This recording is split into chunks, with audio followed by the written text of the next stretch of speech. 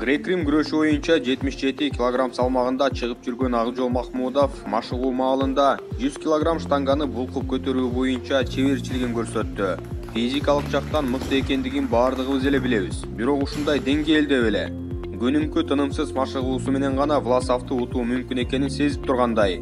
Февралдын аягында боло турган Түркиядагы эл аралык Яшар Доо мелдешине же апрелдин аягында боло турган Монголиядагы Азия чемпионатына караганда да Власов менен өтө турчу беттешке даярдыкты катуу көрүшү керек. Өзүңүздөр билгендей, жакында эле Роман 82 кг салмагында Россия чемпионатында күрөшүп чемпион аталды. Финалда жараатына байланыштуу атаандашы Александр Чехиркин килемге чыккан жок. Ички чемпионатта күрөшүп жаткан маалда Акжол Власовду куттуктап, чын жүрөктөн ага жан тартып жатканын да айтты. Бул тууралуу маалыматты Рома өзүнүн баракчасына жүктөдү.